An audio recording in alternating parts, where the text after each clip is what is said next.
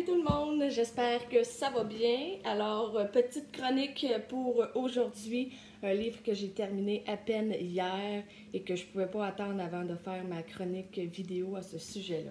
Alors, je vous parle de, Une irrésistible envie de fleurir de Christine Michaud, ma petite maman Michaud.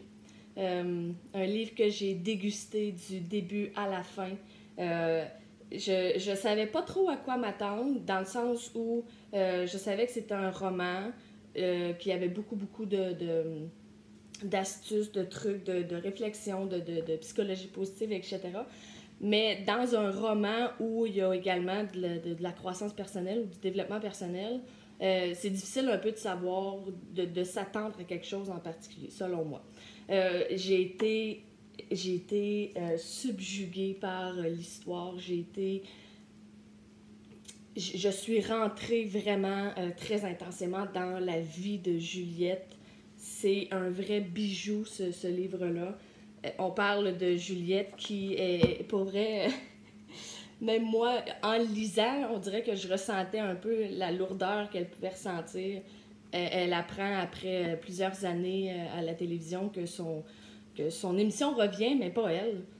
Et on se doute qu'est-ce que ça peut faire comme sentiment, comme on se sent rejeté, on se sent vraiment pas bien, si on veut dire comme ça. Elle apprend rapidement également quelque chose de son côté amoureux. Bref, sa vie est vraiment bouleversée de tous les côtés. Je me surprenais à dire, et mon Dieu, si ça m'arrivait, je sais pas comment je réagirais. Je pense que je le prendrais peut-être pas aussi calmement qu'elle, mais je pense que c'est ça justement le but du livre. Elle va faire un voyage où elle va rencontrer quelqu'un qui lui dit qu'elle vit une tornade de vie. Je trouve ça tellement beau comme terme. Et il lui dit, je vais t'envoyer rencontrer une jeune fille euh, de 7 ans, pardon, je me souviens plus si c'était 5 ou 7. Donc de 7 ans, qui s'appelle Adélaïde. Et elle va t'enseigner des choses. Et comme le personnage, on se dit tout, ben voyons donc, 7 ans. Qu'est-ce que tu veux qu'elle m'apprenne?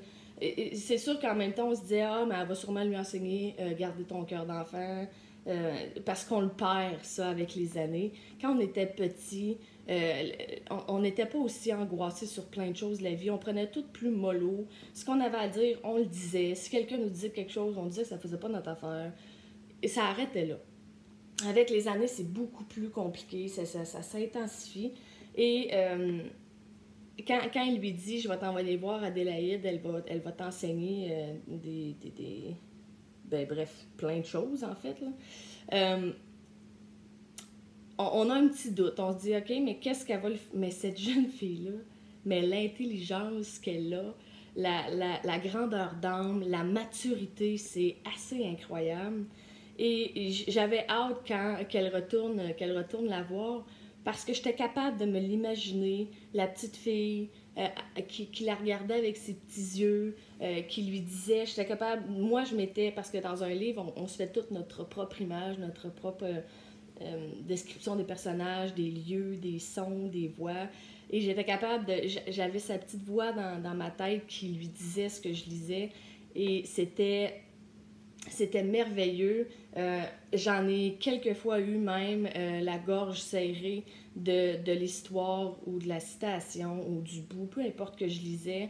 Il y a eu plusieurs choses que j'ai notées dans un cahier à part. C'est ça, ce qui m'arrive très, très, très rarement dans un roman. On s'entend qu'un roman, d'habitude, tu le lis et c'est intéressant, sauf que rien nécessairement que je veux appliquer au quotidien, si on veut. Celui-là, j'en ai eu plusieurs que j'ai notés, des belles citations. Il y a eu même des bouts d'histoire de d'autres livres. On s'entend que Christine, elle est quand même chroniqueuse littéraire depuis des années et des années.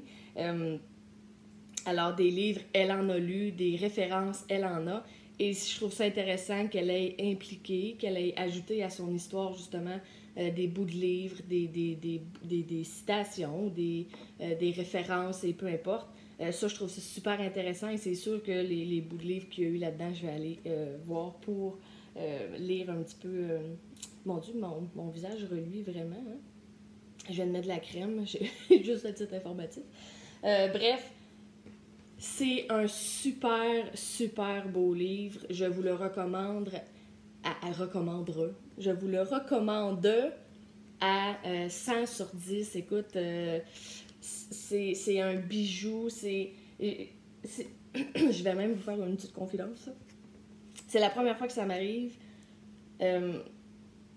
Pas hier, parce que je l'ai terminé hier. Donc, la journée avant, quand j'ai terminé, je me suis dit, OK, là, je vais dormir, je vais fermer le livre, j'ai eu envie de le prendre comme un toutou. Puis en plus, j'étais dans un bout où elle parlait de chiffonnier. Je vous laisse découvrir c'est qui et son rôle. J'ai eu envie de le prendre, puis de m'endormir comme ça avec le livre contre moi.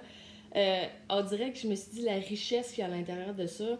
Je voulais pas m'en départir. Je voulais m'endormir avec ça en tête, avec tout ce que je venais de lire.